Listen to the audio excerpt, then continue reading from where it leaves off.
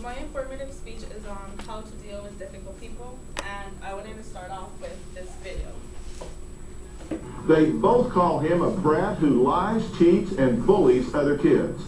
But Ethan says his mom is just a big nag. Turn it off! Yell at me! Stay off! I don't understand what's gone so terribly wrong with my son. Ethan is a brat. He's stubborn, hard-headed. He just wants to do things his way. He's 9.5, and I've been waiting for him to grow out of a terrible tooth since he was 2. He's angry. He has these outbursts when he doesn't get his way. Ethan lies, cheats, and steals. He will lie about anything to save himself from trouble. Ethan has a big problem with stealing. If he wants it, he takes it. Bottom line, he will take anything from anyone, including stores. Every time you think he can't do anything worse, he does. Ethan is so disrespectful to the property. Writes on the walls, breaks things if he's gotten mad and put holes in the walls. Ruined almost every carpet we've had at the board. So if you guys want to keep watching that, you can go to drphil.com. So how many of you feel like you guys have been in that situation before where you just want to punch the other person? Okay. What's up?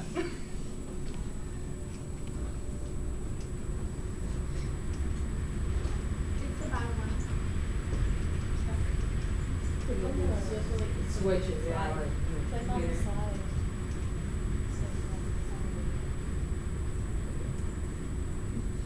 Okay. So that's what you want to do, but you can't do that. So one of the most important life skills you will ever have is how to deal with difficult people.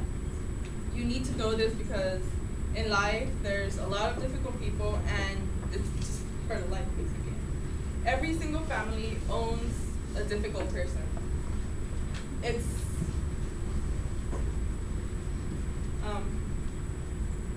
So in every single family there will be a difficult person. It can be a brother, a sister, your mom, your dad, a friend, anyone. But you ask yourself, why? Why are they hard? Why are they hard-headed? Why do you bump heads?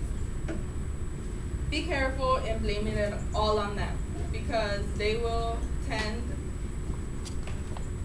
it makes them more angry that you're blaming it all on them, and it's not all on them.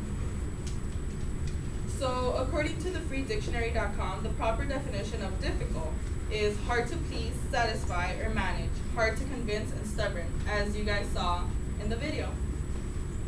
Hard to deal people have been around forever, and I'm pretty sure a lot of you guys deal with them at home or in other situations.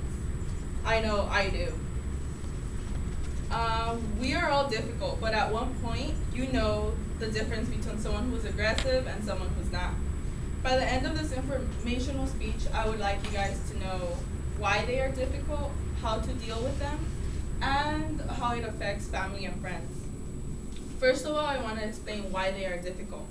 The hardest part of understanding a problematic person is finding out what's really bugging them.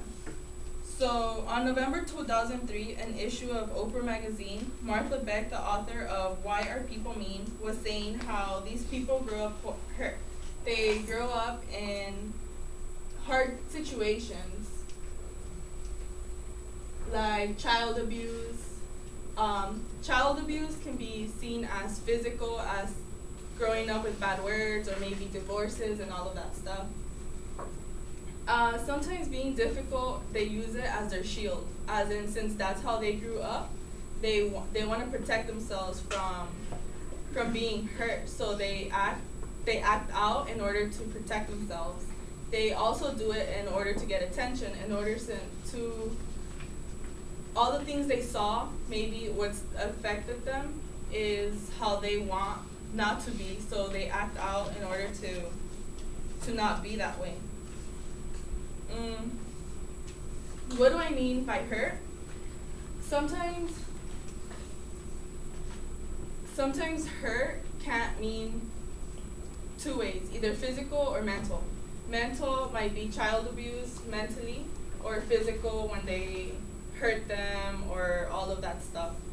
So that's how they grow up, and it does hurt them, and sometimes people don't have a lot of therapy or in any kind of way. Now that we understand why they are difficult, I want to show you guys how it affects friends and families. So it might frustrate you when you have a difficult person around you, and it might cause divorces and separations throughout family and friends. The first thing is, don't take it personal, because it might cause you to lose control of the situation. And a difficult person, when you're around them, it causes to be a bad influence onto others. If you have little siblings or anything else, it will cause them to think of that the right way.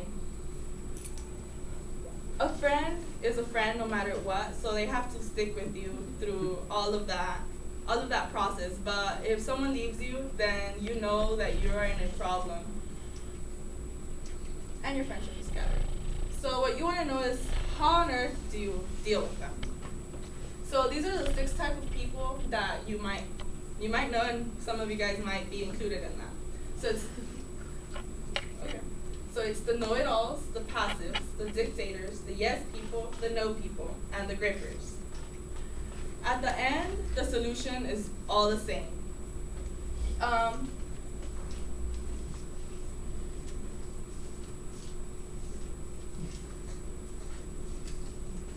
Okay, so one of the solutions is sit down and talk to them. Have a one-on-one conversation with no one around. That's one of the best solutions, so you can understand and really pay attention to why they're acting out, why they choose to act out, and all of that stuff. It's better to understand. Another solution might be a consequence.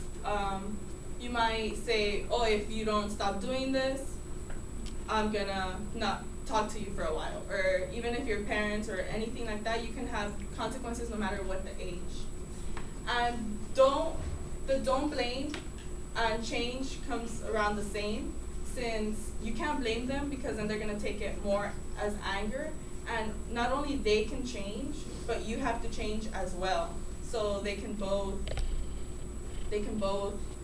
work out. So in conclusion, for every action there's a reaction. So if you don't want people to blame you, don't blame them. And as we learned today, why they're difficult, how it affects families and friends, and what are some solutions in order to help them. And at the end, you will all hug and give kisses.